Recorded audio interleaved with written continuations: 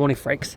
Friday morning, the week's almost done. It was so cold this morning. I was shivering getting into the car, which is crazy. It's Australian summer. It's supposed to be 36 degrees every day. So this week I decided to delete Strava the fuck off my phone. Maybe for good, I'm not really sure yet, but I realized that comparing yourself to others is always going to be a net negative to your mental state and your quality of life. And I just can't really be asked anymore. Like, the app itself is fine. And when everything's going your way, it's great. But when everything's not going your way, it just sucks. And it's like this energy drain from your life. And so I stopped looking at it. And then I thought, you know what? I'm just going to get rid of it off my phone and just really focus on other things. Like this website, right?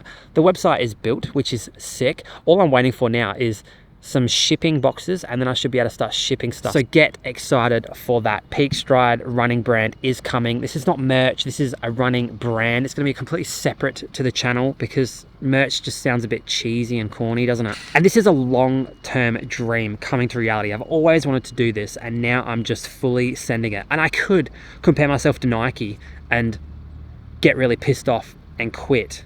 I could do that. See how silly that sounds when you put it in a different context outside of running? It's a bit silly, isn't it? Getting demotivated over other people's shit. It's weird, right?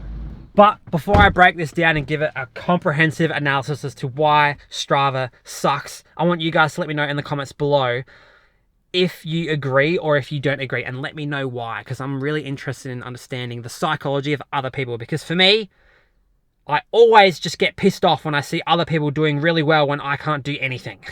It sounds so fucking toxic, but that's just me, I guess. I don't know. Let's break it down. You really had to come, I just got here. It really goes to show. You've put me in a box on my own feet. I'll always down below. Okay, so let's break this down. What is the social comparison theory? Well, I got the definition right here.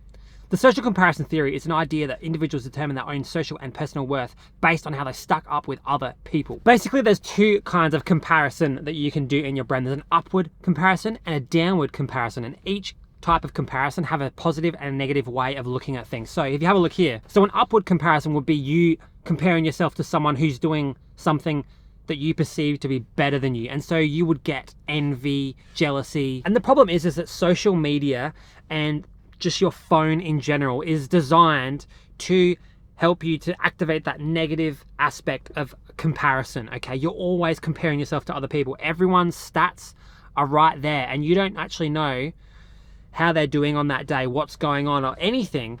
All you see is numbers, and you directly compare those numbers to your numbers, or in my case, lack of numbers. And the biggest problem that I see with this way of thinking is that you will end up only seeing people that are doing better than you, because when people are doing pretty crap, they tend to stay pretty quiet about it and probably just disappear from your feed entirely. And so you don't see the fact that you're maybe doing better than those people. You only see that you're inferior to everyone else in your ecosystem of environmental factors on your brain. And I think that this actually skews our goals that we think that we can actually achieve, okay? Because we're trying to chase particular people that might be doing better than us. We start to think about goals in certain ways, like reaching for these really hard goals when our situations might be different to other people's. Like here's an example for you, like the sub 3 hour marathon. That's like a holy grail of running. So you have one person who does 2:59, and then you have another person who does 2:59 too.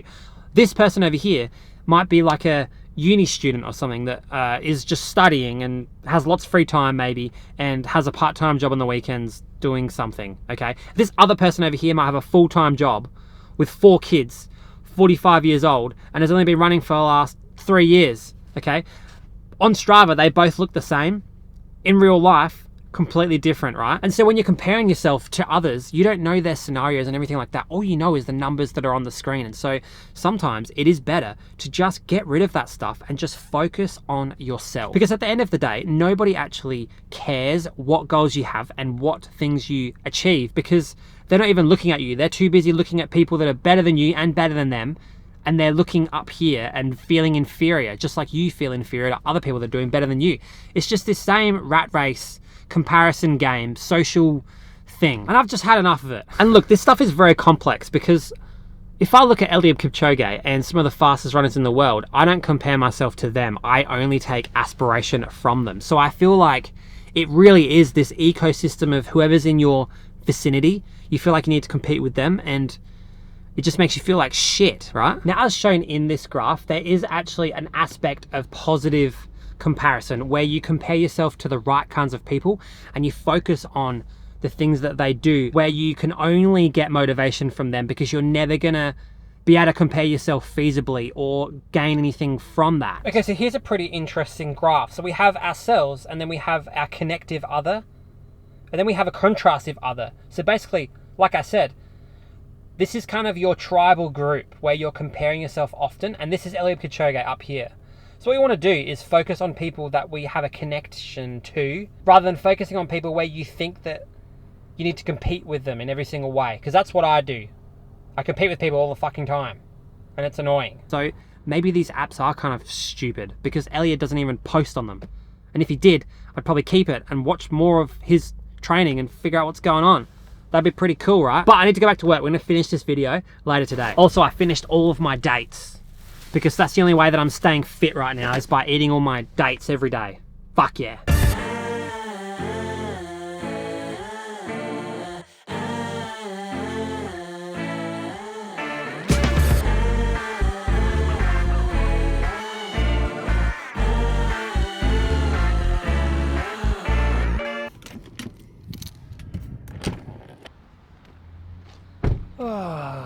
Friday, yes. So what we have to do is stop comparing ourselves to other people because it's just kind of silly. And the reason why it's silly is because it always comes down to numbers. It's a numbers game, and you're always going to lose to someone on the internet or on Strava or in real life, because there's like 8 billion people on this earth. And so there's always going to be someone in your sphere of talent that can easily just ever so slightly beat you and make you feel like shit.